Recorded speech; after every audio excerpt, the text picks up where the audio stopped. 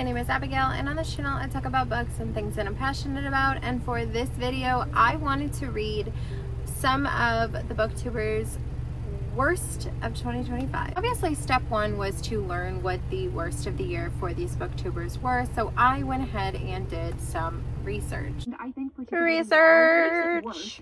Then I compiled that research.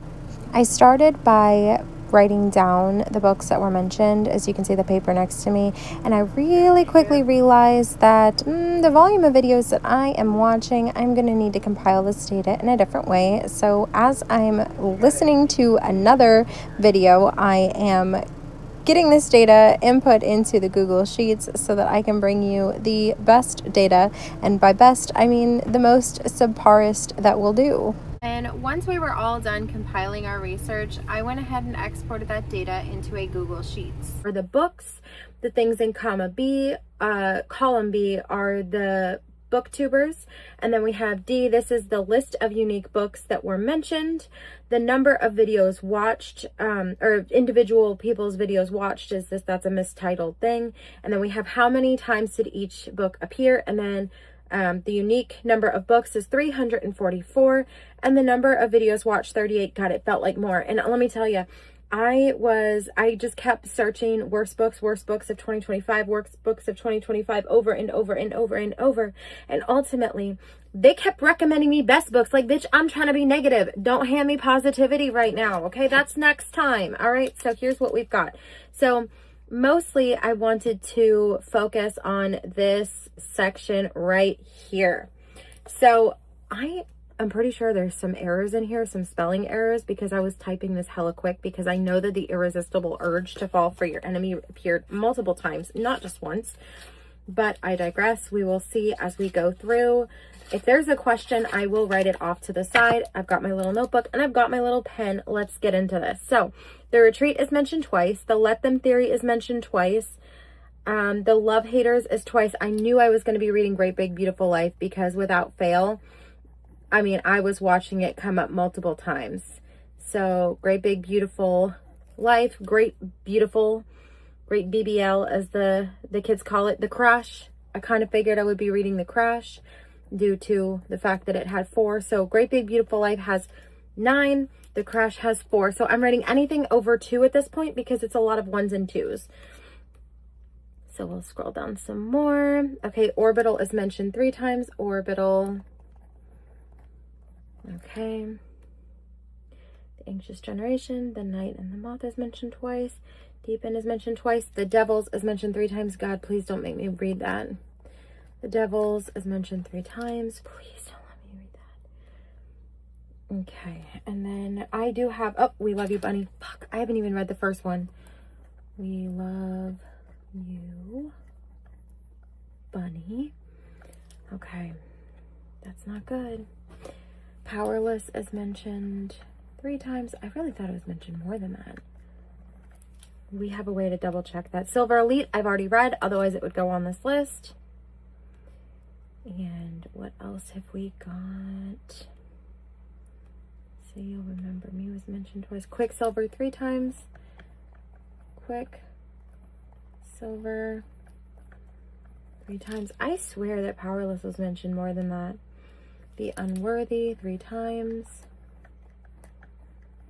If I have a question, we will find another way to search my data, which I am prepared to do in the event that we need to. A lot of unique books. Okay, so I am going to Control F, and we are going to look for Powerless. Power was mentioned 5 times. So we've got Powerless. Oh, that's going to be a problem, because it's probably listed there as well. It sure is. So that is 2 times it was mentioned. So I guess it really was only mentioned 3 times. Okay, that's what I needed to check. And then I just need to determine what the other book I'm going to read is, because I'm committing to 3. So I've got Great Big Beautiful Life, The Crash, and We Love You, Bunny, I guess. Shit. We hated that book this year, huh? So if this is correct, it should appear 7. Yep. Damn. 7 times. Shit. All right. Well, you know what? I'm not even mad about the crash. I'm more mad about We Love You, Bunny. Let's just double check Quicksilver real quick, just in case I separated the words. 8 times. It's listed 8 times. Hold on. So we're going to find it in that spot and that spot for sure. Quicksilver. Let's go down the list. Let's start at the top and go down only on this side, and we'll count the green highlights. And also I want to check Watermoon because I think I might have separated that once at least. Okay, Quicksilver 1. And we've got Quicksilver 2. Oh, look, Quicksilver. See? I knew it. 3, 4. Oh, 4. Damn it, it's 4. Okay, Quicksilver is 4. It's not more than... Damn it. Okay, let's check Watermoon real quick. Water... Moon. Okay, it's separated once.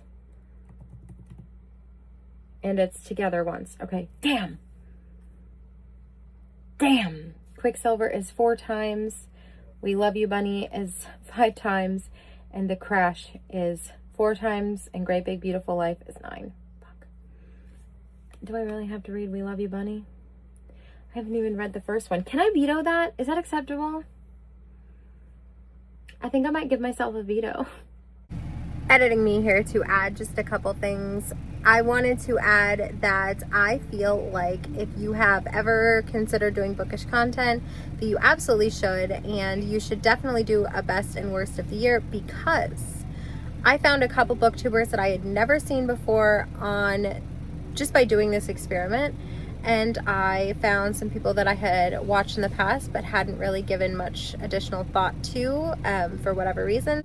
For the sake of my own mental health and sanity, I made the decision to read Quicksilver, The Crash, and Great Big Beautiful Life. And the reason that I did not choose to read We Love You, Bunny is because I haven't read Bunny yet, and I don't want to force myself to read Bunny to get to a book that everyone says sucks. Does that make sense? I wasn't even really planning on reading Bunny, if not for another challenge that I'm working on. So I didn't want to force myself to read this book to lead myself into forcing myself to read a second book. Crash. The Crash. Be the Crash. The Crash by Frida McFadden. The Crash by Frida McFadden. This book is about a woman named Tegan who is pregnant.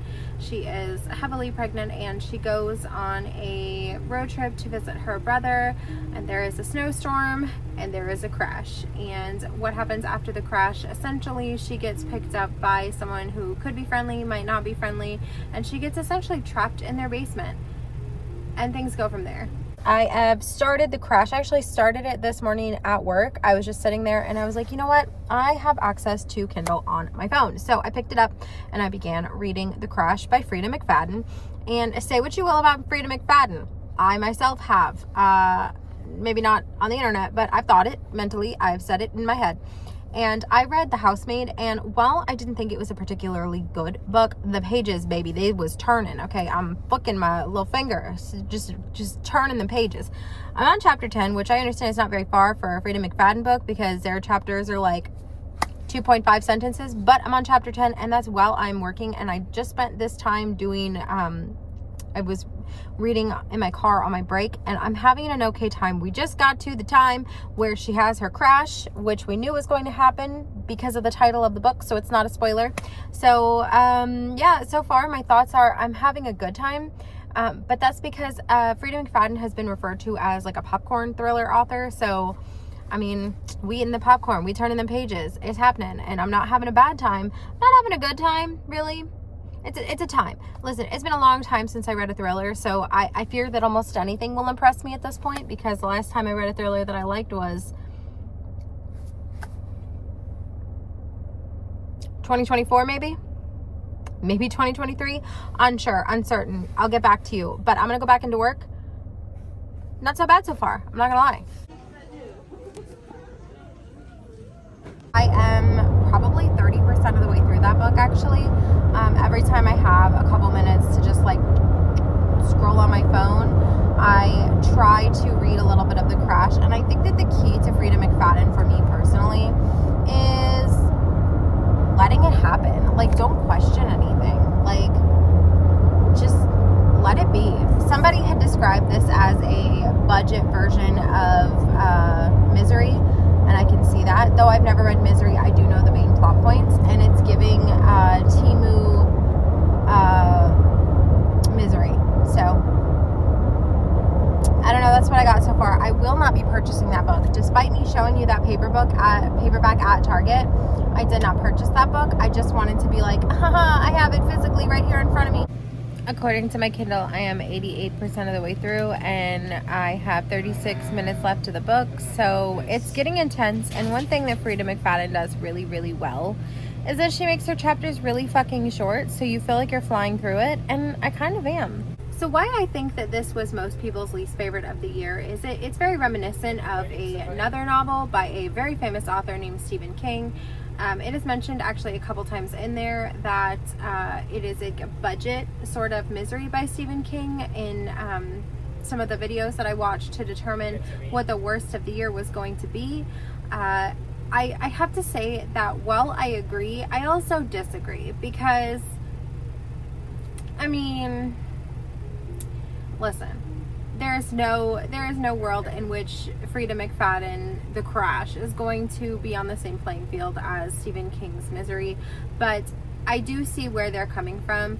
I think that what this book does well, and what Frida McFadden in general does really well, is she has a tendency to make these chapters very short, so you are flying through it and you don't even realize how far into it you are until you look into the little corner here, or until you pick up the book and you see physically, or you check your audio and see where you're at. And honestly, I don't hate it. And this is actually the second Frida McFadden that I've read this year. Second I've read overall. One was a reread, but this it's not the worst thing that I've ever read. And, you know, well, if I were to put this book into my 2025, this would not even make my worst of the year. So I can understand where people are coming from, but I don't think it deserves as much hate. I mean, this is like a 2.5, 3-star book for me, so it's not like I think this is stellar literature that everyone should read, but it's not my worst of 2025. And it's probably not going to be my worst of 2026. Now, maybe that means that people around me are just picking up significantly better books than me, and maybe I should be jealous about that. But it's what it does bad. I suppose we'll touch on that. What I think this book does really bad is it does a really bad job of leaving you the breadcrumbs to be able to put the pieces together yourself. I am somebody who I like a surprise, yes, but I also like to figure out how we got there. And I think that the red herrings, there was too many red herrings, and the person that it actually was responsible for the majority of the bad things that fell upon Tegan, there was almost no page time for this person. So it's like, how can I ascertain that this person is a bad person if I've never met them? If you see what I'm saying. So that is The Crash by Frida McFadden. 2.5 stars. Emily Henry's Great Big Beautiful Life. Great Big Beautiful Life. Great Big Beautiful Life. Great Big Beautiful Life. Great Big Beautiful Life. Great Big Beautiful Life. About the Great BBL. Great Big Beautiful Life. A Great Big Beautiful Life by Emily Henry. Great Big Beautiful Life by Emily Henry. This book is about two individuals who are writers, and they are trying to earn the rights to produce a biography for Margaret Eves, and those main characters are going to be Hayden and Alice. Is that right? Hayden and Alice? Let's see. Definitely Alice and Hayden, yes. Okay, so we have Alice and Hayden, and then the person that they're trying to earn the rights to write about is going to be Margaret Eves. Margaret Eves is an heiress, and this book, it does similar things to there's a theme in this apparently where we're just every single book that I read is like a little bit of a play on a previous novel. So anyways, it does something similar things to Daisy Jones and the Six, and also Seven Husbands of Evelyn Hugo by Taylor Jenkins Reid. Both of those are, and what it does really well is it gives you just enough of both then and now, because we're learning about their romance in between. We're getting the times that we're getting Margaret's story, and it's very Taylor Jenkins Reid, Seven Husbands of Evelyn Hugo in that aspect. So we're sort of bouncing back and forth between their present day romance and learning about Margaret Eves, as both of our main characters are getting time with this person to write about them. And because it's a romance, we understand that these individuals are going to fall in love, or at least in like for a time.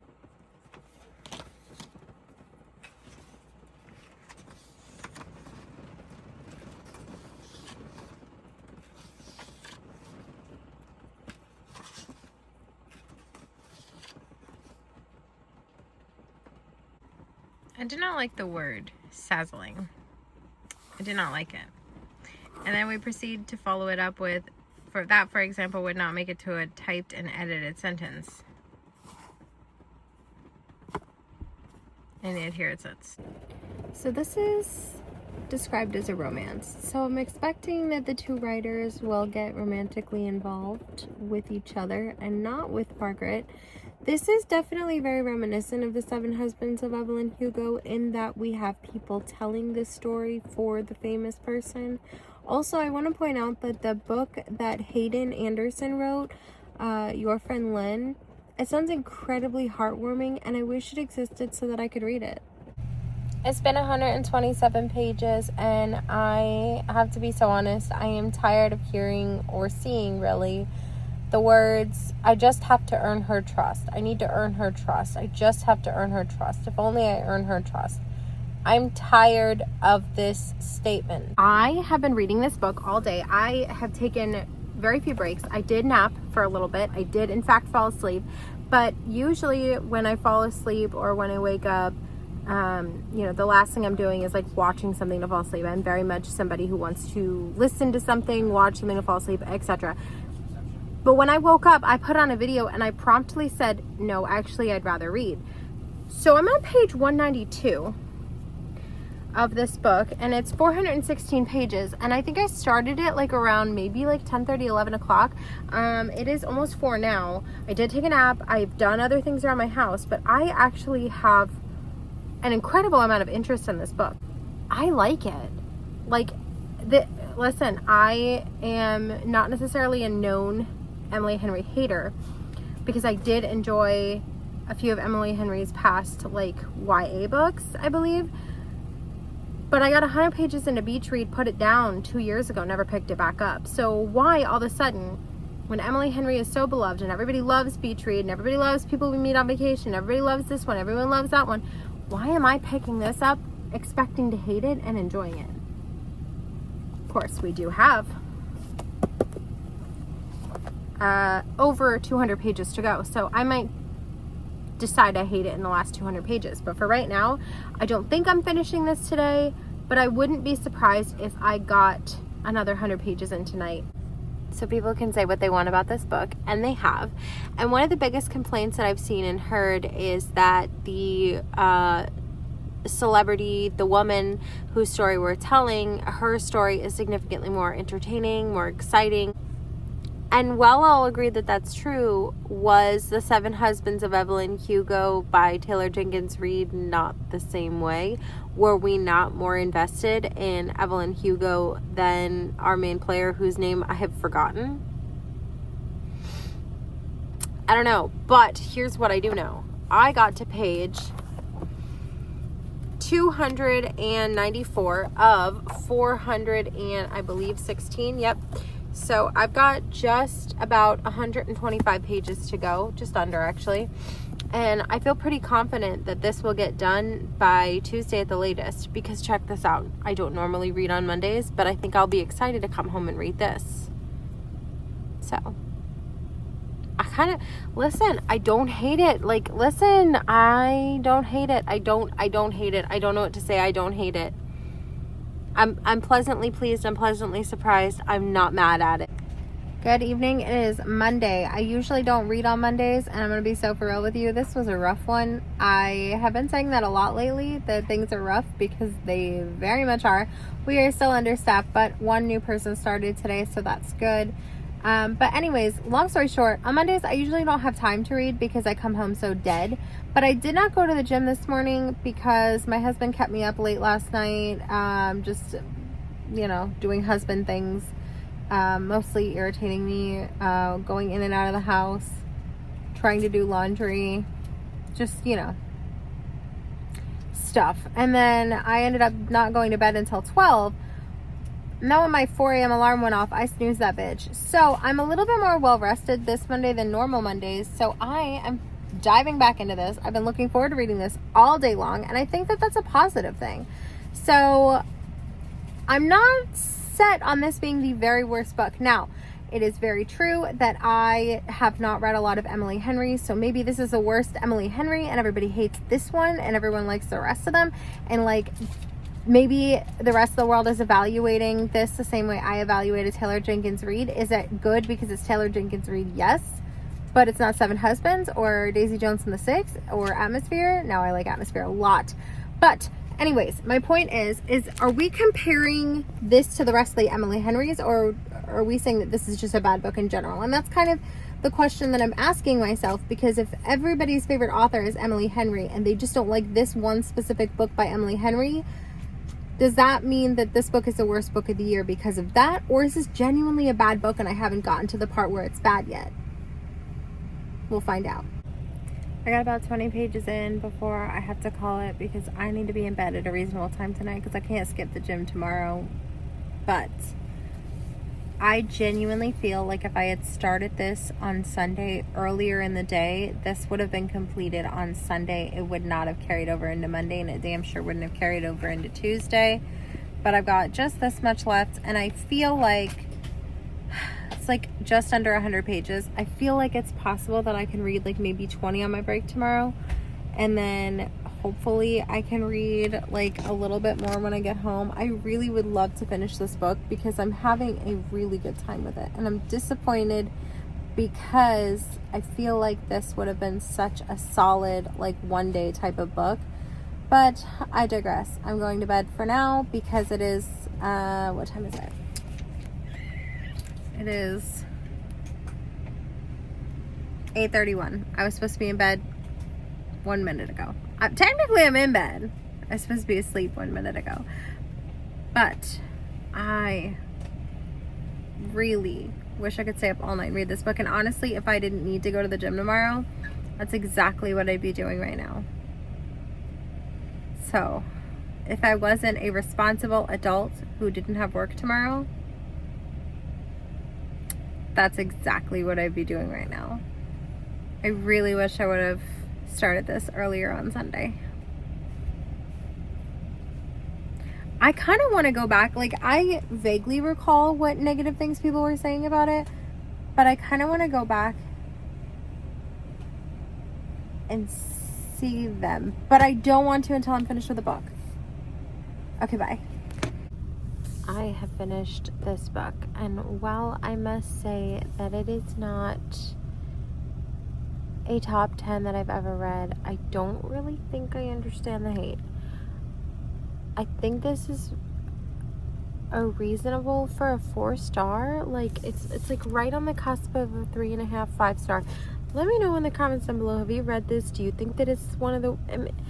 it goes back to an earlier clip where I was talking about how I'm not sure if this is like a bad book or bad to Emily Henry fans because it's not beach read or people we meet on vacation. Does that make sense? Like Taylor Jenkins Reid kind of vibes. It really does give that. I will say I'm a little peeved at the ending. It wasn't enough to like make it a 0-star book or like a 1-star book or like rate it as the most disappointing thing I've read all year.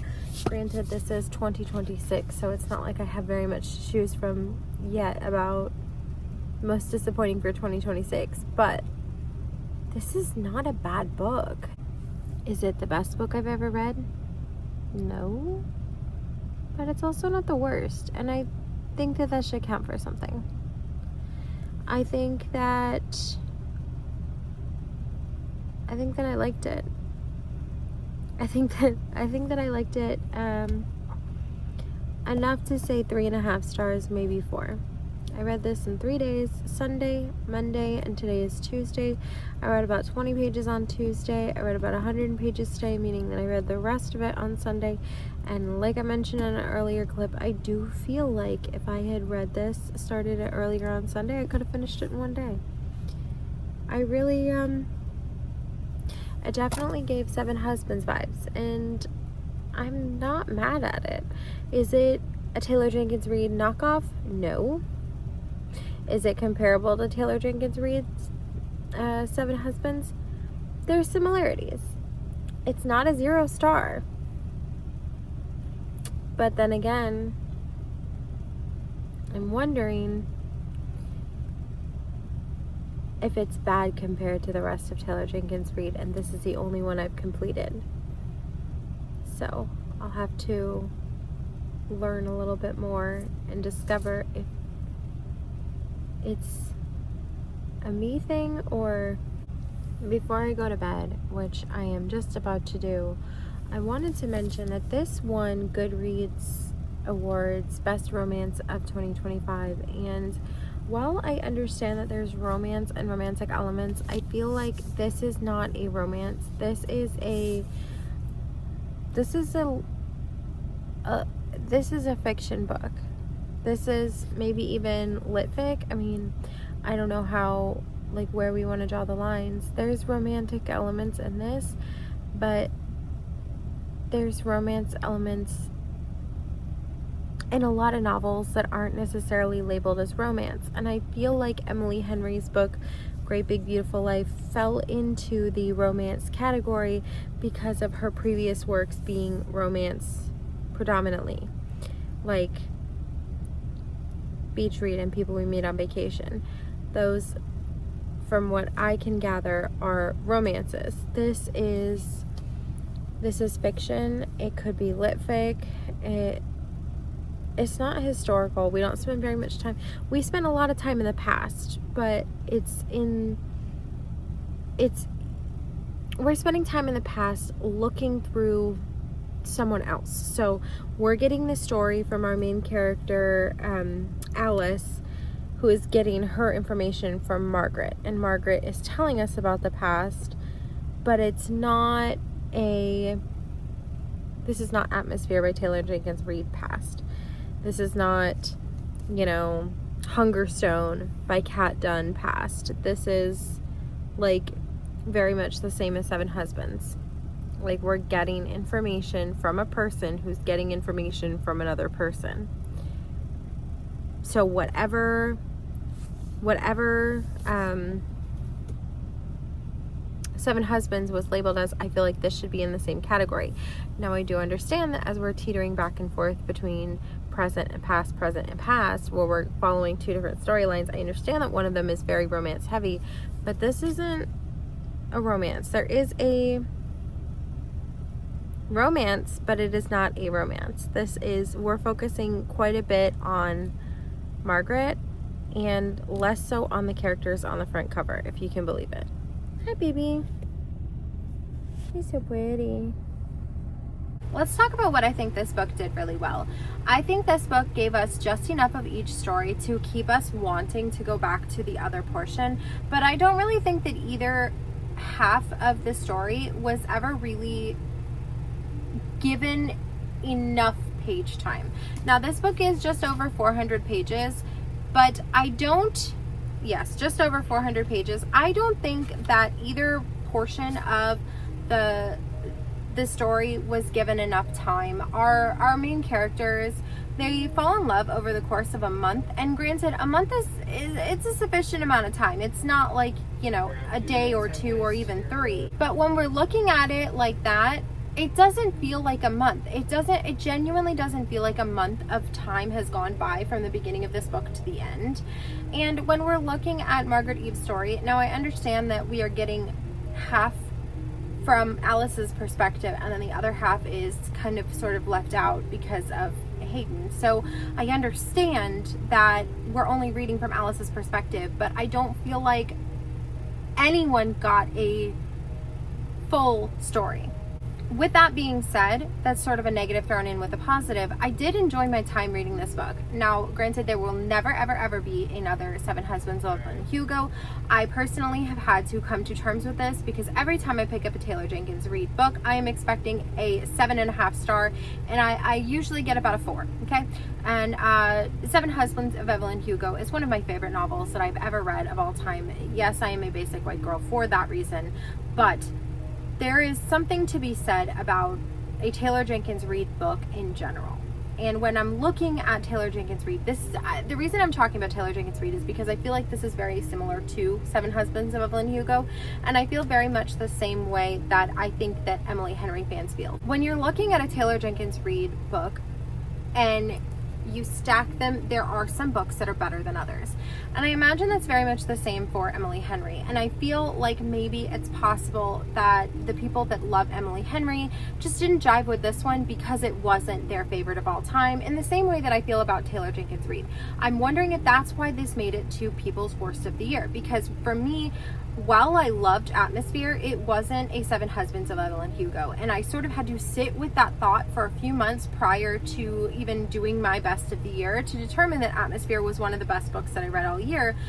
But my emotions were, in the moment, I'm disappointed that I did not read another Seven Husbands. So I'm wondering if that's how people are feeling about this. But for me personally, this would not have made it to my worst of year for 2025, and I doubt that it'll be my worst of the year for 2026. Quicksilver. Quicksilver by Callie Hart. Quicksilver by Callie Hart. This is a book about a girl who, if I was pitching this to you, I would say it has elements of Hunger Games within the districts, but these aren't called districts. They're called, I don't actually know what they're called, but she's in the third one, whatever that one is. And it is the poorest, very much the same way that Katniss is the poorest, the 12 is the poorest of the districts. And then it has elements of A Court of Thorns and Roses, in that there is a girl who is not aware of Fae, and suddenly Fae exist around her. She gets taken to the Fae realm, and things happen from there. We have a sort of enemies to lovers in this, but really the story is mostly about our main character, whose name is Ceres, and the Kingfisher, okay? And she's done something, and we get to the point where she's being taken away from the human world and put into the Fae world, and that's really all that I can say without spoiling it. Okay, so back to filming of the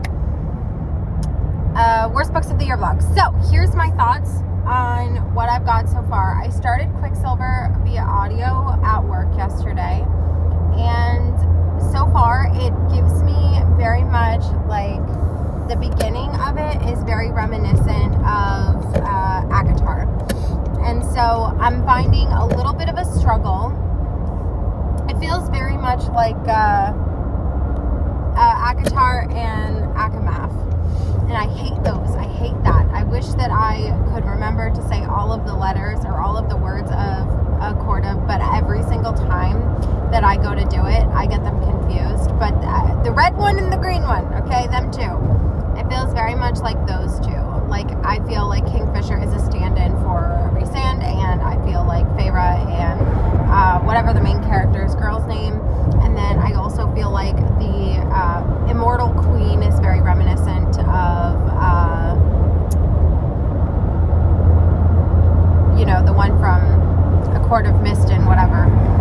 And then I feel like these are very, like, it's not like a one-for-one comparison by any means, but it's very reminiscent of it. And I find myself forgetting what book I'm listening to right now. I'm hoping it'll get better because a lot of people said they loved it, but so many people said they hated it. So I'm excited to see which end of the pendulum this book will swing for me.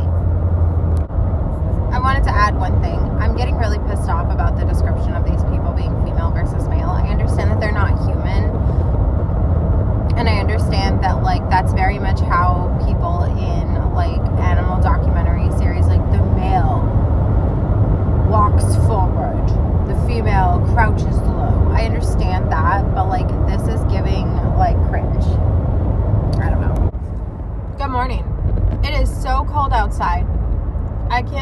temperature, but I can show you some ice. Would you like to see ice?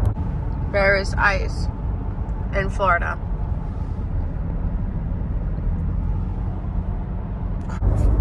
So, now that we've got that out of the way, I'm eating my bagel. I did not go to the gym this morning, but there's a good reason for that. I'm so tired, it's not even funny.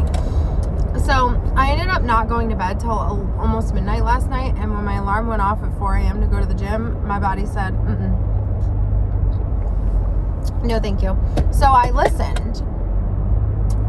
What else am I supposed to do? So I listened, and then I got up and I got ready, and I was running late. My son made me my bagel. But mostly, this update is to tell you that I'm like, oh my God, so much ice. It's so beautiful. I used to live in Maine. Side note, I used to live in Maine for about 1.5 years. It is too cold up there. But it is so beautiful in the winter. Anyways. Now, back to what I was saying. So, I'm like 45% of the way through this book. That book being Quicksilver. Why are we just spontaneously breaking? Oh, cool. We don't use our turn signals here. Cool. Awesome. But what I was saying was 45% of the way through Quicksilver. Cannot stand how everything is like my God cursed breakfast. My God cursed lunch. This, like, why is everything God cursed? Can somebody explain?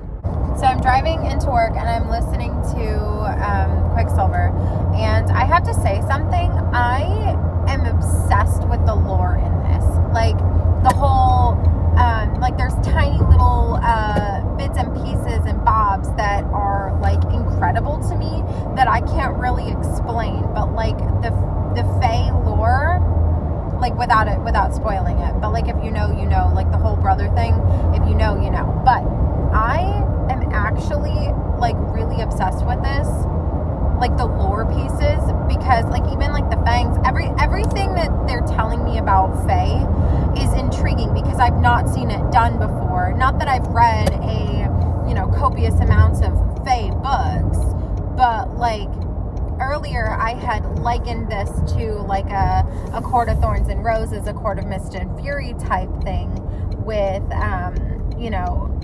Kingfisher being, like, the resand of this world. And while I still kind of stand behind, like, the fact that this is the Kingfisher is the resand of this world, the lore is so completely different that it makes the story, to me, feel better in a way, if that makes sense. Like, I'm enjoying it, I'm liking it, I'm having a good time, I'm still seeing similar things, but, like, that can't be helped. Like, we live in a world where everything has already been done. But the uniqueness of the lore has me absolutely, like, obsessed, and I'm so eager to see what comes next. So I'm a pretty substantial amount of way through Quicksilver at this point.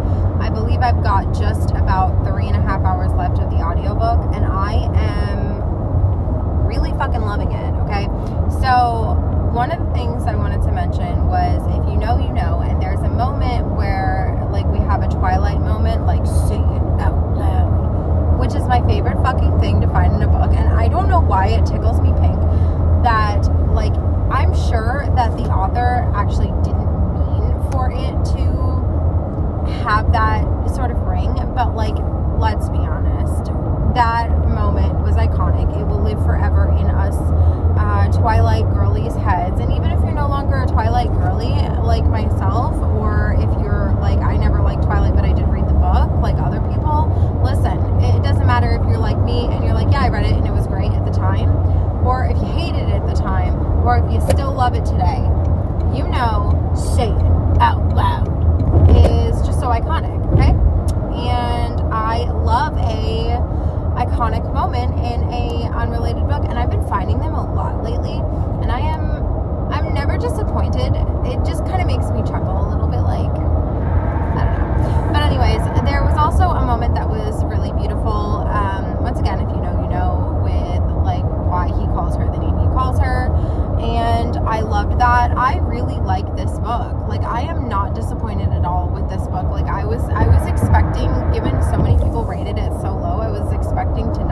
it. But then again, it goes right back to how I feel about Great Big Beautiful Life. Is it a bad book because it doesn't compare to the other books of that stature? Like, for example, is it a bad book compared to other Emily Henry books? Or in this case, is it a bad book compared to other romantices? And I feel very much the same way. Like, maybe it's just, it doesn't measure up when you compare it to other things. And that is possible, because I feel like that about Taylor Jenkins Reid. Like, I always get really disappointed that I didn't find another Seven Husbands, but there's only ever going to be one Seven Husbands. And for Emily Henry girlies, there's only ever going to be like one of your favorite book. And like, yes, you can continue to love the author's writing, and you can continue to support the author, and you are allowed to be disappointed when your favorite author doesn't live up to their previous potential. And that's fine. And it's the same thing with genres. Like, let's say you really enjoy like fae, like mid fantasy. It's not like super high fantasy, but it's definitely not low fantasy. It's like a mid fantasy. And let's say you really love mid fantasy romantasy that with fae elements and, you know, stuff like that, and high lord, high lady stuff. And you've read like a really good one, and then this one just isn't it for you. That's okay. Like, it can be a good book without it being your favorite book. And that's really what I was trying to prove here, is that like the sentiment can be that you've read better and this book wasn't for you, but it doesn't necessarily mean it's a bad book for everyone. And that's why people make those little disclaimers at the beginning or ends of their videos where they're like, this is my personal opinion. And so my personal opinion is I'm having a good time. So I'm not going to stop having a good time because other people don't like it. And that's the point, you know? I finished it. At work, and I am hurting. I want to immediately hop into Brimstone. I have it, but I have to stop and read other things. But I really, really loved this. This is the way that this first book feels to me is the exact same way that I felt when I read Fourth Wing, the very first one, and A Court of Thorns and Roses, the first one. Like that all-encompassing like feeling in your chest. And I want to read it. I want to read Brimstone. I want to start this book over from the beginning and read it physically while listening to the audiobook. I ended up listening to Kingfisher's POV as well, and I enjoyed that as well, not nearly as much as this one. And I immediately, like, when I tell you I want to go grab Brimstone right now, I want it so bad, but I have to read other things. I have to finish books for this video. But I fucking loved this. I don't understand why this is people's worst of the year. I'm gonna have to go back and figure that out. It was so good. And if it wasn't like a 5-star, it was a 4-star. Like, I don't understand how this is people's worst of the year. I just don't get it. I just don't. What I think this book does really well is it gives you the fae lore that I so often find myself missing. Like, I enjoy A Court of Thorns and Roses and like that whole series and what lore they bring to the table. I also enjoyed Fourth Wing and the lore that they bring to the table. The lore, the history, the culture of the fae, the lore, the history, the culture of the Dragon Riders. I am down with that. I love little tiny bits of, obviously fictional, but history inside of my fantasy romantasy. I am a big fan of that. So I feel like this did really well with bringing cultural and historical and fae lore into the novel in a way that makes it feel very much like, oh, I'm learning this for the first time. Because remember, our Sarah's here, she is a human being brought to the fae world. So they do a really, really good job of giving us bits and pieces in a way that it's not overwhelming. The world building was done really, really well. And the reason that I think that this might have been people's worst of the year is probably because, while I can find comparisons to a little bit of Fourth Wing, and I can find comparisons to maybe even Hunger Games, this book definitely feels very similar to A Court of Thorns and Roses in that we have a situation where a human is being taken away from the human realm and being brought to the fairy realm, or the fae realm. And in that fae realm, there are different sections of it that feel there. It's not a one for one. Okay, it's not a one for one where we have a spring court, night court, etc., etc., etc. We have a different realms, different fairy towns, I guess, fairy fae areas. And then the other thing that I think probably is that I caught on to pretty immediately is that Kingfisher is a Rhysand stand-in.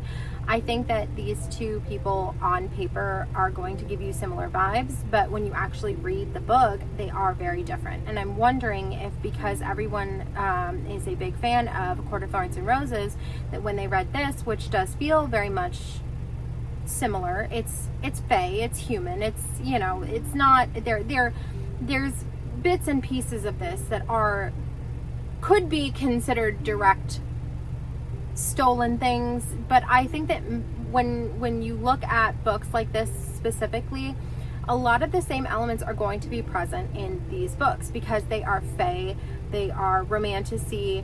We're not going to get very vastly different things within this when you have similar themes, like having fae, having human being taken away from the human realm and being brought to the fae realm.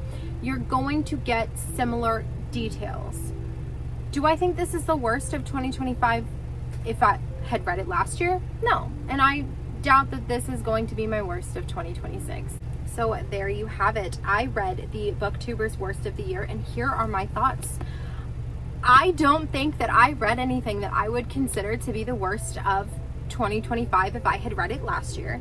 And I doubt that any of these books will make it to my 2026 Worst of the Year. So I think that maybe I am picking up books last year. Anyway, I was definitely picking up books more for the bit, and I touched on this in my 2026 goals and sort of what I hope to see in 2026. I hope to see less picking up books for the bit. Don't read things just, like when I went to Texas, I picked up probably one of the worst books that I've ever read in my entire life, and I don't think that book will ever be that will always hold that title for me. And I only read it because it was taking place in Texas, and I was going to Texas, so I wanted to read books that took place in Texas, so I picked up a book that said Texas in the title, and I was deeply and incredibly disappointed. But I digress.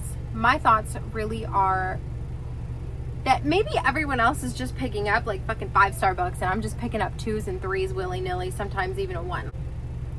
I also read 160 books last year, and some of these people probably read upwards of 200. So while these books were not my worst, I can understand why, if you're reading significantly better books than I'm picking up, I can see why that would be the case. I am, however, what I did learn is that Frida McFadden is not the worst ever. And Emily Henry, despite me having read 100 pages of Beach Read and Put It Down, I think that Emily Henry is somebody that I might continue to read from. And for Callie Hart Quicksilver, I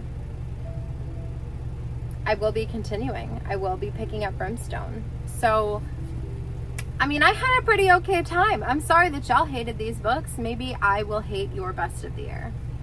And I will see you very soon.